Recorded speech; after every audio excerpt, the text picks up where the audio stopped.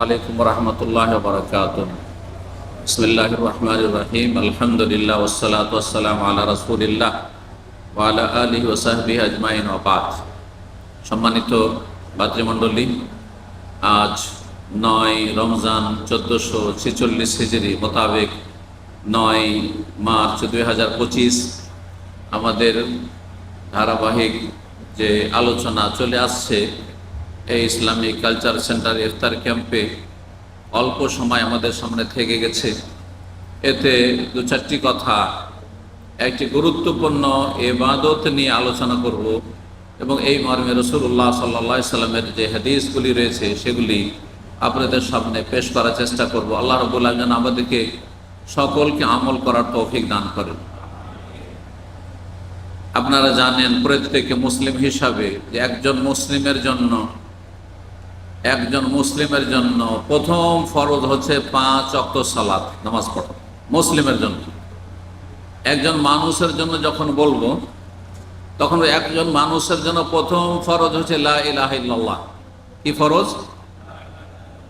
কালেমার সাক্ষ্য প্রদান করা আল্লাহ ছাড়া কোনো সত্য মাবুদ নেই এবং মুহাম্মাদুর রাসূলুল্লাহ, মুহাম্মদ সাল্লাল্লাহু আলাইহি ওয়াসাল্লাম আল্লাহর রাসূল। এই দুটো বাক্যের, দুটো কথার সাক্ষ্য প্রদান করা এটি প্রতিটি মানুষের ওপর সবচেয়ে বড় ফরজ, সবচেয়ে বড় ফরজ।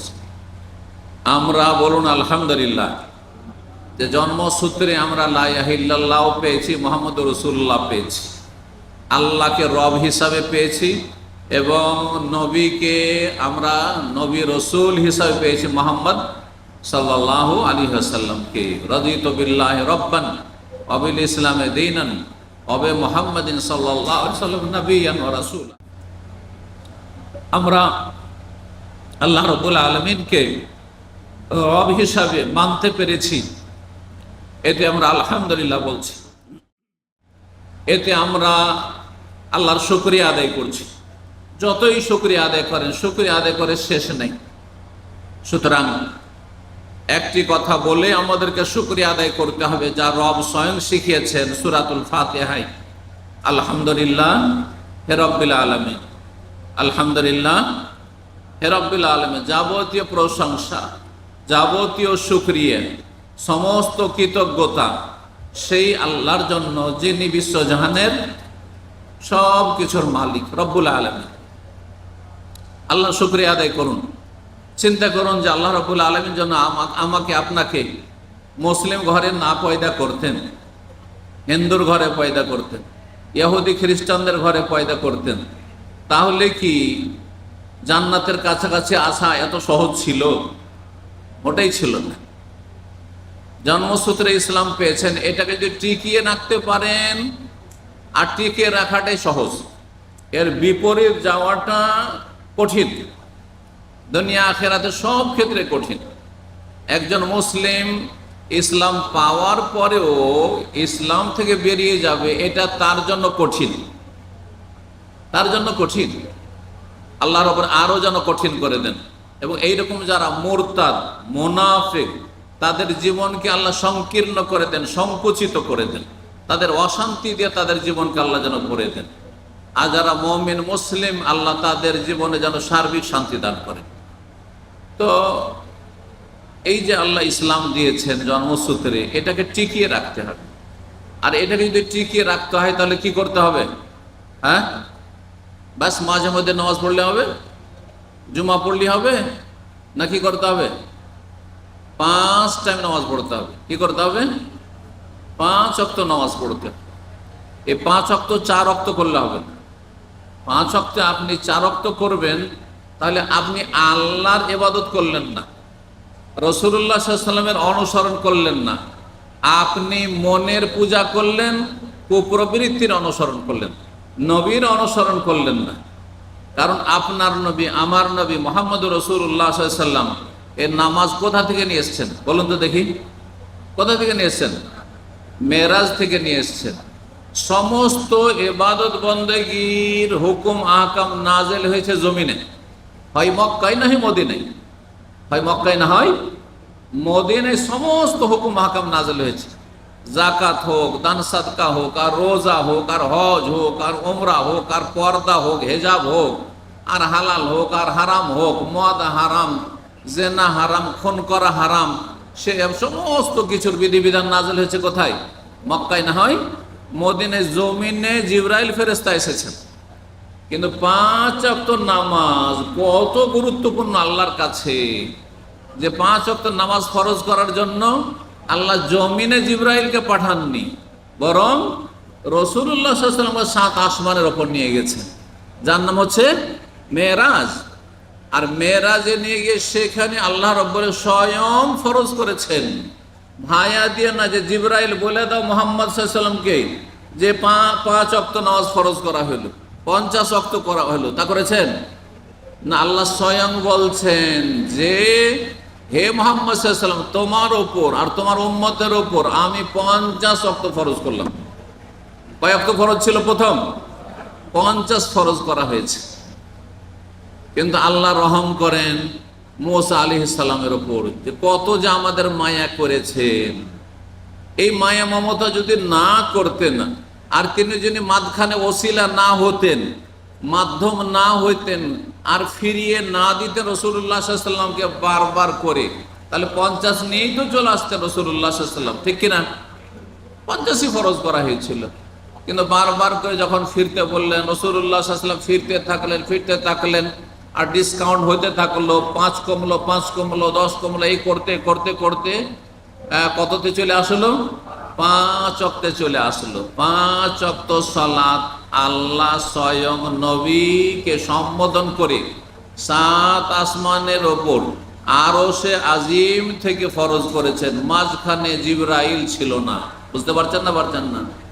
তাহলে 5 টাইম নামাজ পড়তে হবে ইসলাম টিকাবার জন্য।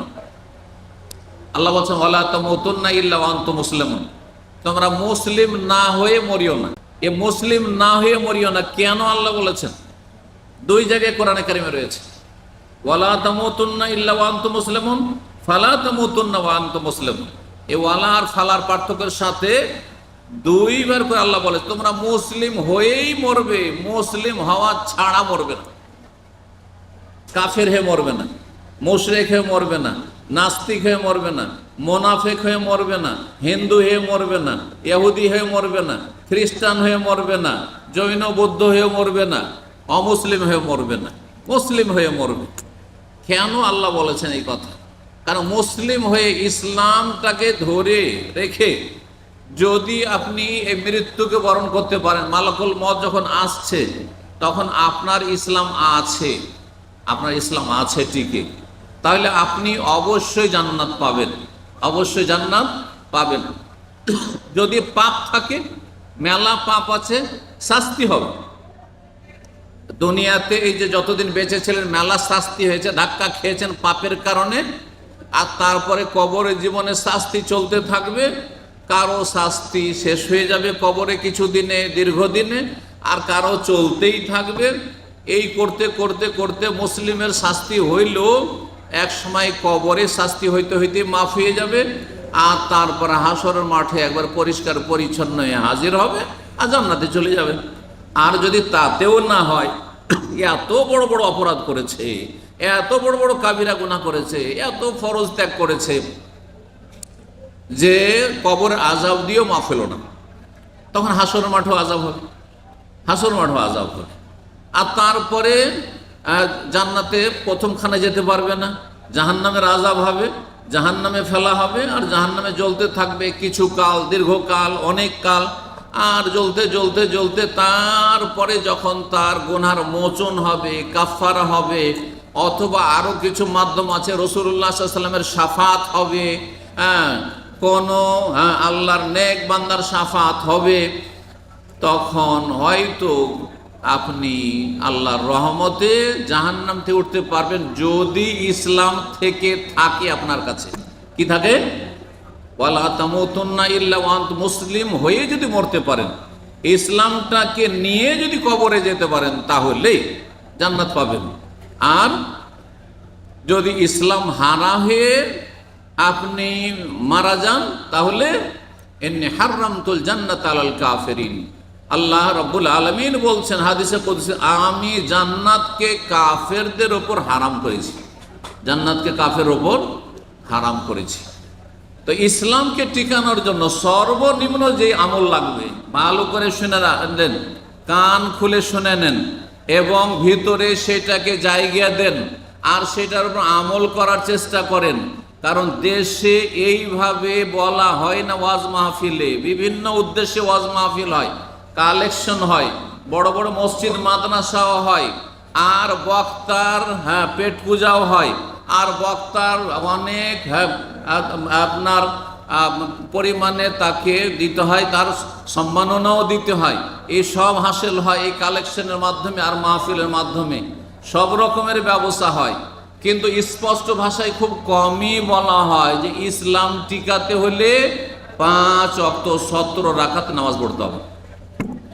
17 রাকাতে 15 রাকাত যে পড়ে, ফজর পড়ে না, সব পড়ে, জোহর পড়ে, আসর পড়ে, মাগরিব পড়ে, এশা পড়ে, আর সুন্নাতগুলিও পড়ে, সুন্নাতও পড়ে, বেতরও পড়ে, সব পড়ে, তাহাজ্জুদও পড়ে ধরেন, কিন্তু ফজর পড়ে না। সূর্য উঠে যায়, ফজর পড়ে না, সূর্য উঠিয়ে দিল, তাহলে সেই ব্যক্তি ইসলাম নিয়ে মরতে পারবে না। ভালো করে শুনে রাখেন, ইসলাম নিয়ে যদি মরতে হয় তো 12 রাকাতের শর্ত নেই সুন্নাত, 17 রাকাত ফরজের শর্ত আছে।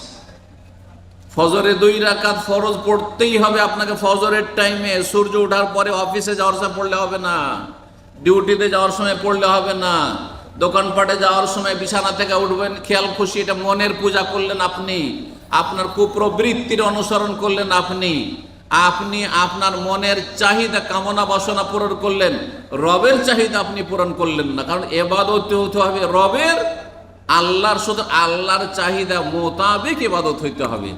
আর আল্লাহ রাব্বুল আলামিন 5 টাইমের এই 17 রাকাত নামাজকে ভাগ করে দিয়েছেন টাইম টু টাইম। শুরুটাও বেঁধে দিয়েছেন, তার আগে হবে না, আর শেষটাও বেঁধে দিয়েছেন, তারপরেও নামাজ হবে না। কথাগুলি ভালো করে বুঝে রাখেন। জোহরের নামাজ যদি কেউ 11:30টায় পড়ে, এখানে আজান হচ্ছে কয়টাই? 11টা, মোটামুটি 50 ধরেন, 11:50 হচ্ছে, 10 মিনিট আগে যদি নামাজ পড়ে না, 11:40 নামাজ হবে না। ঠিক তেমনি আসরের নামাজ পড়ে সূর্য ডুবার পরে নামাজ হবে না, ফজরের নামাজ পড়ে সূর্য ওঠার পরে নামাজ হবে না। কেন?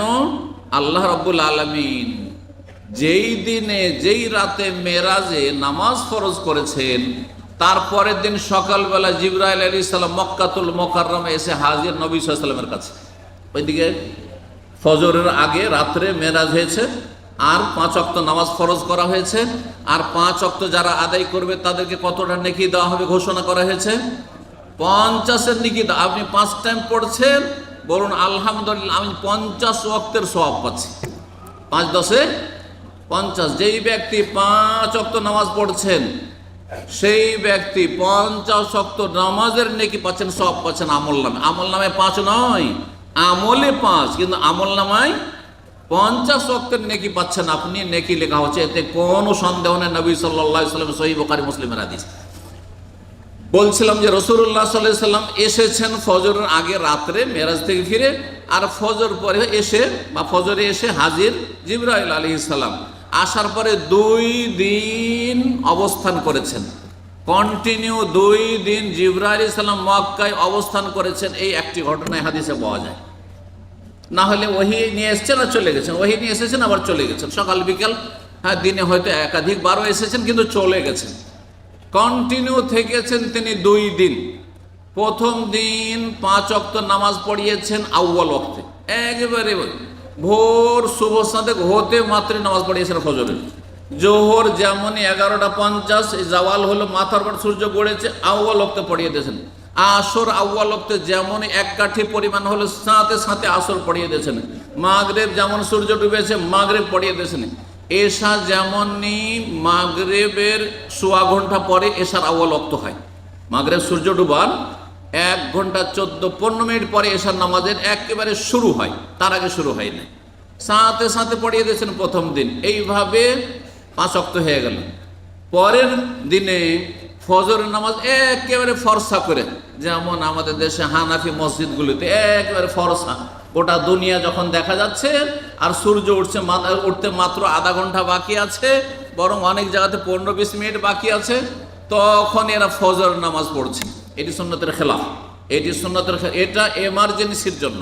এটা কার জন্য? যেই ব্যক্তি হয়তো উঠতে পারেনি আর ফর্সা হয়ে গেছে, বিলম্ব হয়ে গেছে, তার জন্য ফর্সা। কিন্তু এই ওয়াক্তটি হচ্ছে মাকরুহ, অপছন্দনীয় ওয়াক্ত। এই ওয়াক্তটি ইখতিয়ারি পছন্দনীয় ওয়াক্ত নয়। উলামায়ে কেরামগণ বলেছেন নবী সাল্লাল্লাহু আলাইহি ওয়াসাল্লাম গালাসে ভোরের অন্ধকারে শুভ সাদিক হইলে নামাজ পড়েছেন।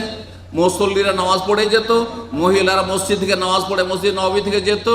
মা ইউরাফনা মিনাল গালাসে সহিহ বুখারী হাদিস রয়েছে, চেনা যেত না যে কার মেয়ে যাচ্ছে, কার স্ত্রী যাচ্ছে, কার মা যাচ্ছে, বোঝা যেত না। তাহলে চিন্তা করো, নামাজ শেষ হওয়ার পরেও চেহারা দেখলো চেনা যেত না, কারণ তখন পর্দা ফরজ হয়নি। পর্দার বিধান ফরজ হয়েছে 6ষ্ঠ হিজরিতে।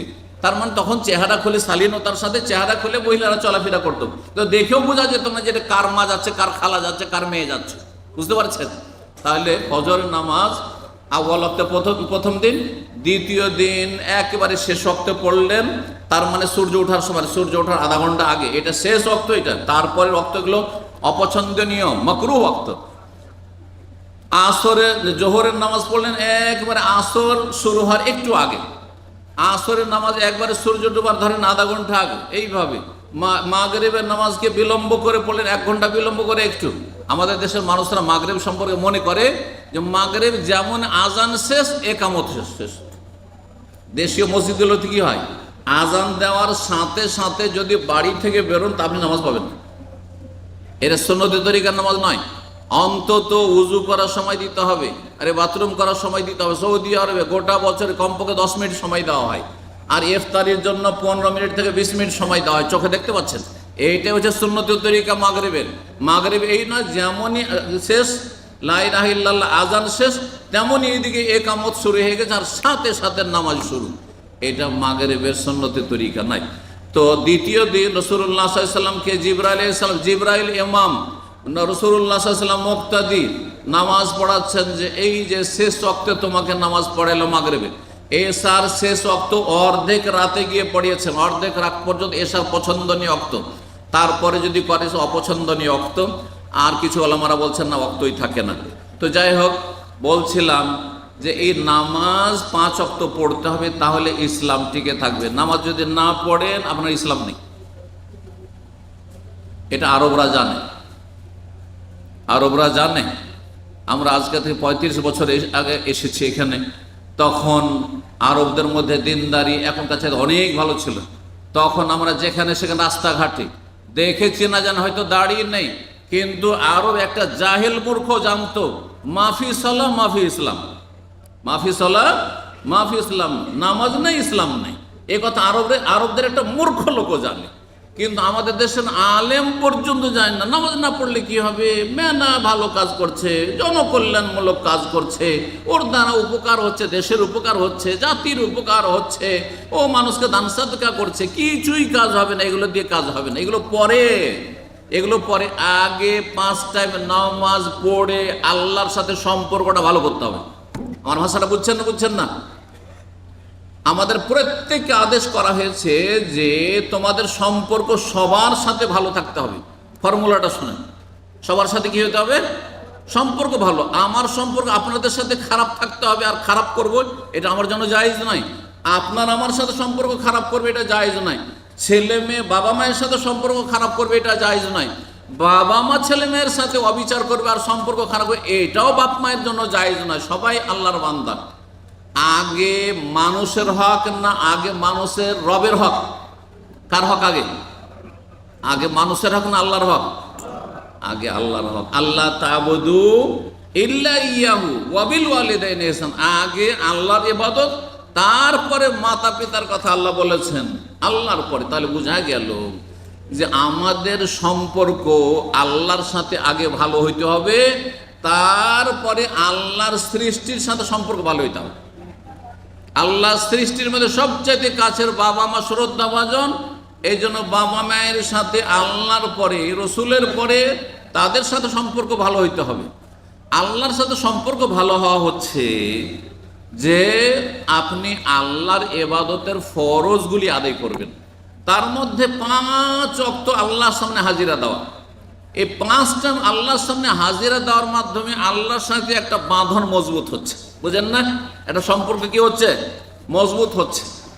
আপনাদের ফ্রেন্ড সার্কেলে কেউ আছে দিনে 10 বার করে টেলিফোন করে, আবার কেউ কেউ এমনও চেনার পরিচয় আছে, আত্মীয় স্বজন আছে, বছরে একবারও করেন না।